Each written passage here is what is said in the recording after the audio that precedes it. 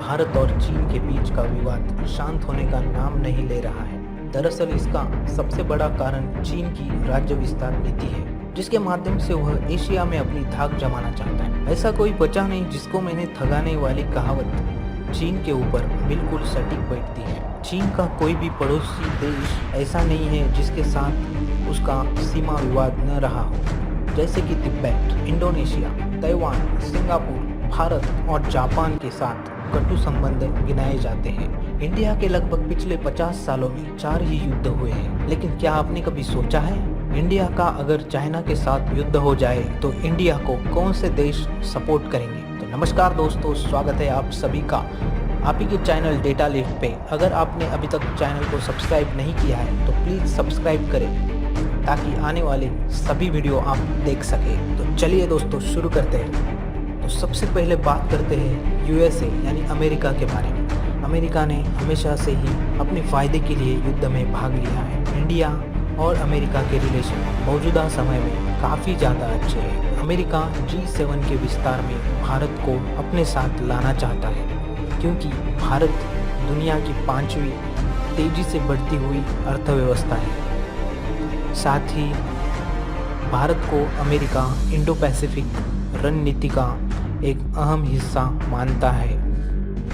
और अगर हम बात करें अमेरिका और चीन के बारे में, तो चीन और अमेरिका के बीच बढ़ती सैन्य प्रतिस्पर्धा ने अमेरिका को हाल ही के दिनों में काफ़ी परेशान किया है।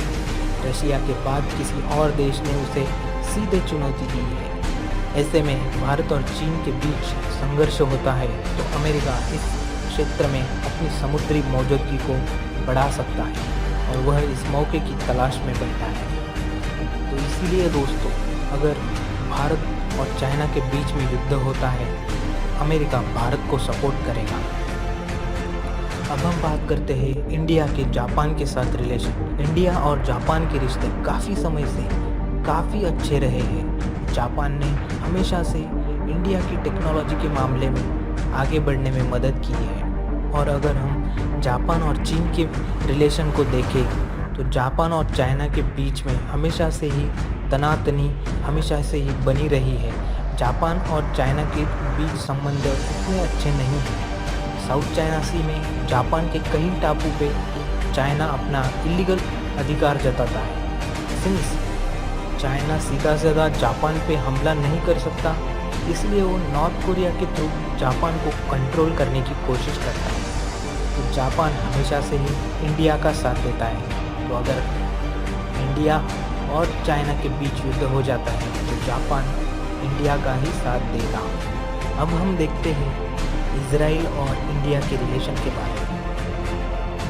इजराइल और इंडिया के बीच के रिलेशन इजराइल के इंडिपेंडेंस के समय से ही है। इजराइल ने 1999 में इंडिया और पाकिस्तान के युद्ध में इंडिया की मदद की थी।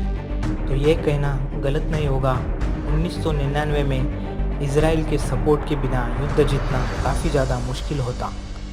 तो अगर इंडिया और चाइना का युद्ध होता है तो इजराइल भारत का ही सपोर्ट करेगा।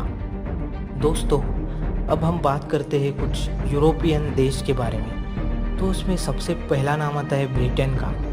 ब्रिटेन और इंडिया के रिलेशन हमेशा से ही उतने अच्छे नहीं रहे।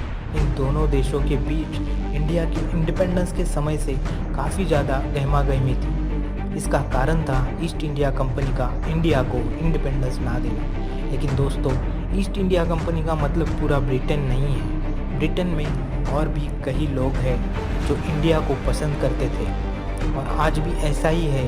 इन दोनों देशों के बीच के रिश्ते तेज़ी से सुधर रहे हैं। Since Bharat Commonwealth of nation का भी पार्ट है, तो ब्रिटेन हमेशा से ही यही चाहेगा कि जो कॉमनवेल्थ के नेशन है उसी को सपोर्ट करे।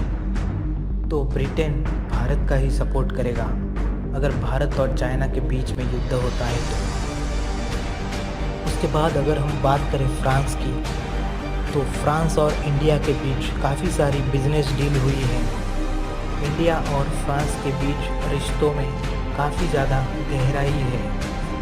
फ्रांस के साथ इंडिया 36 राफेल फाइटर विमान भी खरीद रहा है। तो फ्रांस के साथ इंडिया के काफ़ी अच्छे रिलेशन हैं, तो फ्रांस भी इंडिया का ही सपोर्ट करेगा। ब्रिटेन और फ्रांस छोड़ के बाकी जो यूरोप के कुछ ताकतवर देश हैं, इन देशों के साथ भी भारत के मधुर संबंध हैं। तो कुछ यूरोपियन कंट्रीज़ भी भारत का साथ दे सकते हैं। अब हम बात करते हैं साउथ चाइना सी के बारे में। साउथ चाइना सी में जितने भी देश हैं, जैसे कि ताइवान, इंडोनेशिया, फिलीपींस, वियतनाम, इन सारे देशों के साथ चीन के अच्छे संबंध नहीं हैं। चीन हमेशा से ही साउथ चाइना सी में अपना हक जमाने की कोशिश करता है। चीन साउथ चाइना सी में कई सारे टापू पे अपना इलीगल अधिकार जताता है। इसीलिए साउथ चाइना सी के जितने भी कंट्रीज़ हैं, वो हमेशा से ही चीन के अगेंस्ट रहते हैं। जो साउथ चाइना सी के जितने भी कंट्रीज़ हैं, वो इनडायरेक्टली इंडिया को ही सपोर्ट करेंगे। अगर बात करें वियतनाम की, तो वियतनाम ने अपनी आर्मी को काफ़ी शक्तिशाली बना लिया है। वियतनाम और इंडिया के बीच के रिलेशनशिप भी काफ़ी समय से पुराने हैं। इन दोनों देशों के बीच बिजनेस भी काफ़ी अच्छा है, तो वियतनाम भी भारत का सपोर्ट करेगा। अब हम बात करते हैं नेपाल के बारे में। अगर हम बात करें नेपाल की, तो भारत और नेपाल के बीच सांस्कृतिक, धार्मिक, ऐतिहासिक समानताएं हैं, जो कि चीन और नेपाल के मध्य नहीं है। नेपाल उन देशों में से है जिनकी भारत ने हमेशा से मदद की है। जैसे कि समुद्र का मुहाना न होने के कारण नेपाल अंतर्राष्ट्रीय व्यापार और निकास मार्ग की सुविधाओं के लिए पूर्ण रूप से भारत पर निर्भर है और नेपाल के आर्थिक विकास को गति प्रदान करने में भारत का सहयोग रहा है। लेकिन पिछले कुछ 1-2 दशक से नेपाल में चीन की उपस्थिति क्रमशः बढ़ रही है और यह व्यवस्थित रूप से नेपाल की भारत पर निर्भरता कम कर रही है।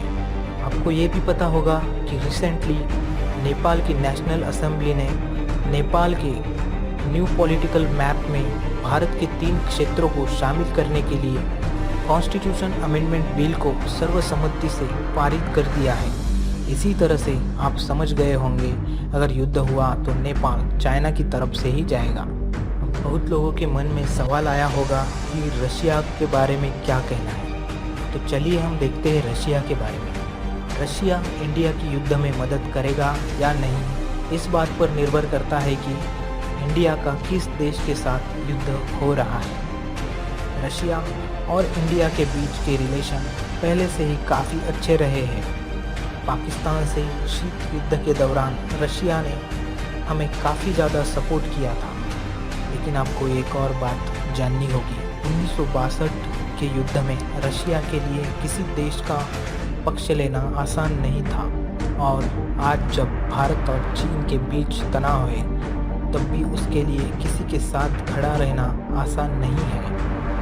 भारत पिछले कुछ सालों में अमेरिका के काफ़ी नज़दीक आया है और यही कारण है कि भारत और रशिया के संबंध अब जवाहरलाल नेहरू के समय जितने मजबूत नहीं रहे। एक और बात आपको याद रखना होगा, G7 के विस्तार के बारे में रशिया का कहना है कि ये सब चीन को अलग थलग करने का प्रयास है।